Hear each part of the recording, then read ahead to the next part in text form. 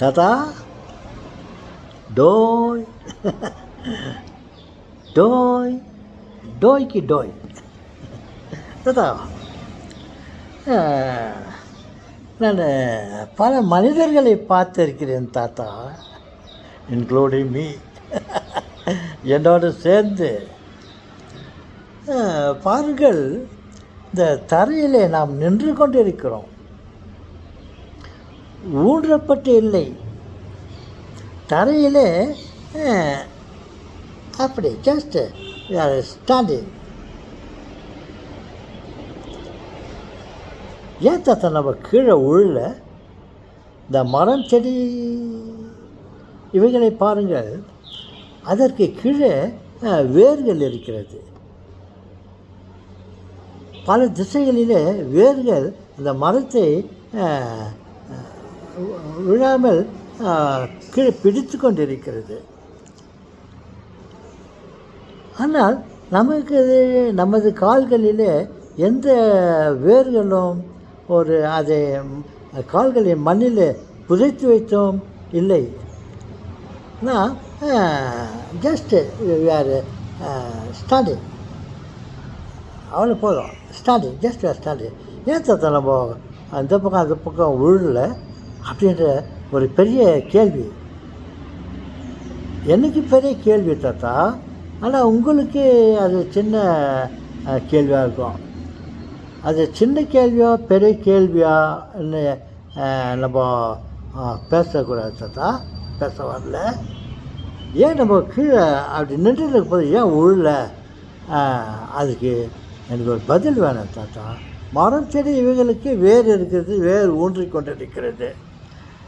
நமக்கு அந்த மாதிரி இல்லையே தாத்தா, சும்மா ஜஸ்ட் நின்று இருக்கிறேன் இல்லையா? ஆமாம் சொல்லுங்களே, நீங்கள் கேட்பது எனக்கு புரிகிறது. நான் ஜஸ்ட் பேலன்ஸ், இப்படி அப்படி கொஞ்சம் பேலன்ஸ் பண்ணின்னு இருக்கிறோம். ஒன்று. ரெண்டாவது, நம்ம சுற்றி அட்மாஸ்பியருக்கு பேர் என்ன? அதான் தாத்தா நீ சொல்லுவீங்களே, இந்த எலக்ட்ரான், புரோட்டான்ஸ், அணுக்கள், அதுதான் அட்மாஸ்பியர்னு சொல்லலாம்.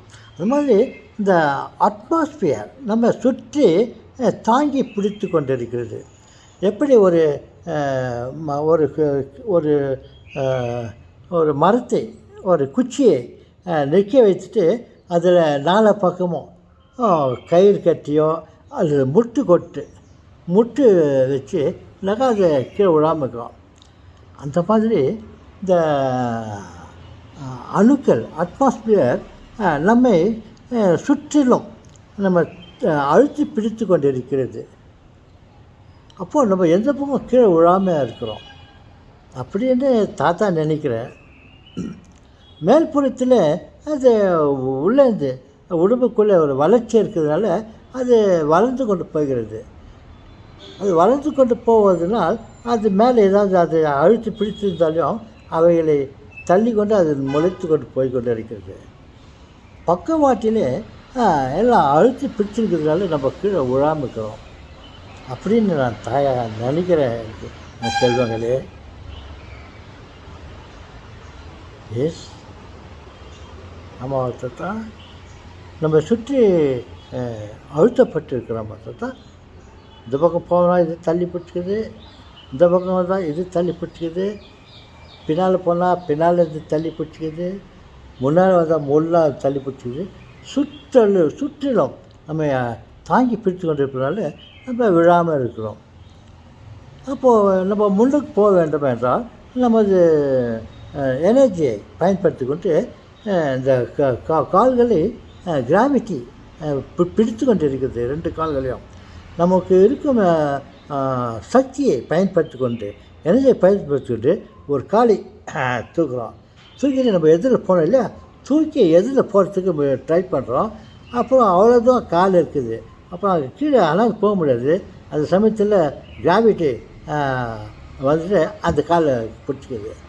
அப்போ இந்த காலை கிராவிட்டிலேருந்து நம்ம ஃபுல் பண்ணிவிட்டு முன்னுக்கு போக வேண்டும் என்று முன்னுக்கு காலை வைக்கிறோம். முன்னுக்கு கால் வச்சோன்னா அந்த கிராவிட்டி திருப்ப காலை கேட்டாக பிடிச்சிக்குது.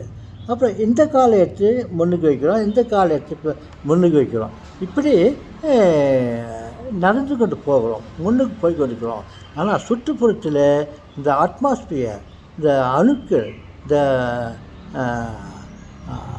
இவைகள் நம்ம தாங்கி பிடித்து கொண்டிருக்கிறது.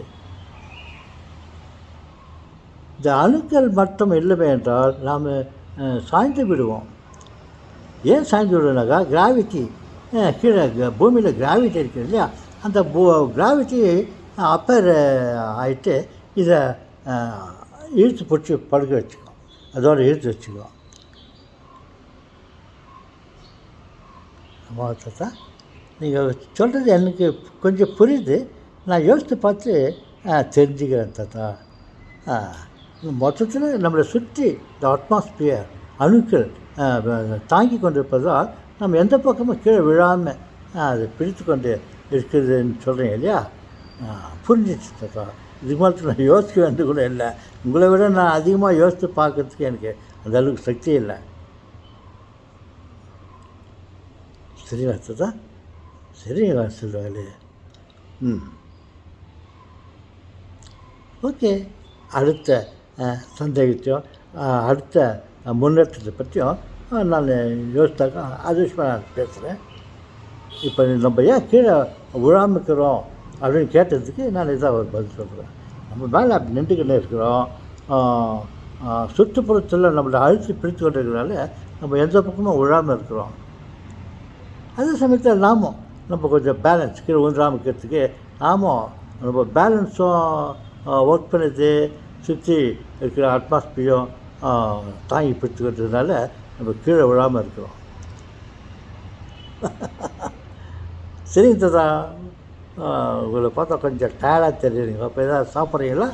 ஆம் சொல்லுவாங்களே, ஏதாவது கொஞ்சம் ஏதாவது பிஸ்கட் டெம்ப்ரரி ஏதாவது பிஸ்கட்டை சாப்பிட்டுட்டு நான் வீட்டில் போய் சாப்பாடு சாப்பிட்றேன். ஓகே, பாய்.